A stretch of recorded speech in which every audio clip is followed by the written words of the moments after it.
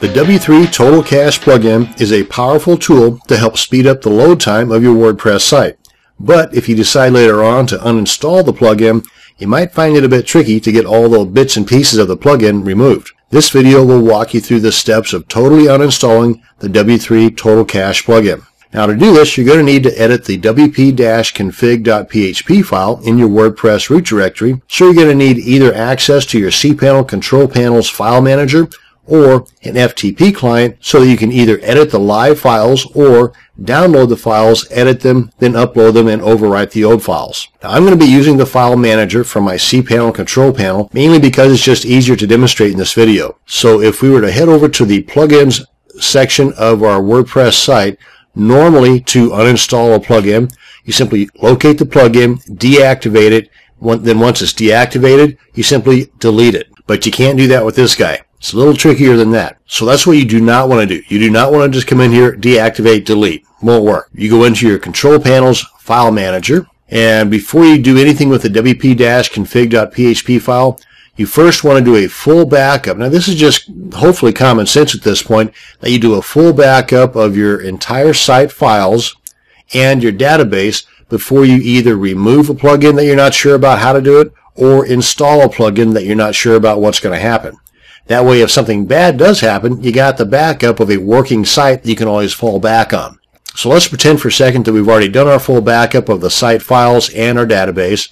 And just to be on the safe side, we're going to go ahead and do a separate backup of just the htaccess file. So I select that, go to download, then navigate to the location on your computer where you want to download that htaccess file to. Now you're probably going to be deleting it here in just a second anyway, but at least ways you'll know where it's at in case you need it. And then save.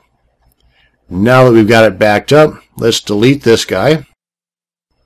So we're going to create a fresh one here in just a second. Now we want to go ahead and edit our wp-config file. So you select that and either right click and then select code edit, or just with it selected, come up here and select code edit. Now code editor and edit is the same thing, only the code editor you got numbers on the lines where edit's not, so I just prefer the numbers. Anyway, come over here, click on edit, and right up here at the top is the code for the W3 Total Cache plugin. We just want to delete from that slash all the way over to here.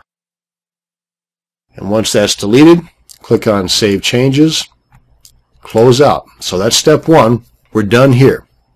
Now we're done with the wp-config.php file. Now we want to go into the wp-content directory. Just double click on that. Now we want to go into the plugins directory, but we'll come back here in a second and delete this guy, this guy, this guy, and that guy. So open up plugins, select the W3 Total Cache directory, and delete it.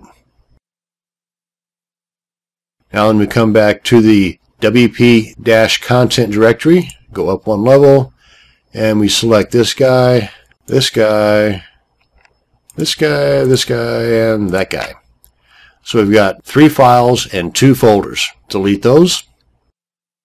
And I think we're pretty well done inside of our file manager. Now we want to go in and rebuild our .htaccess file from scratch. So we come on back here to the dashboard area of our WordPress site. Come on into settings, go to permalinks, and this is what we want here. So we want to select that, click on Save Changes, and even though whenever we got here, the post name was already selected, what that does is that creates your .htaccess file. But since we just deleted it, we need to recreate it. So just make sure that's selected and that box is filled in there with post name or whatever you choose. Mine is going to be post name. And then click on Save Changes. And if we come on back here to our file manager, you'll see that the .htaccess file has been recreated, and that is how we totally uninstall every little bit of the W3 Total Cache plugin. Just to make doubly sure that our site still works and nothing's broken, come on back here and refresh, and we are good to go. That's going to bring us to the end of this video on uninstalling your W3 Total Cache plugin. Thanks for watching, and you have a great day.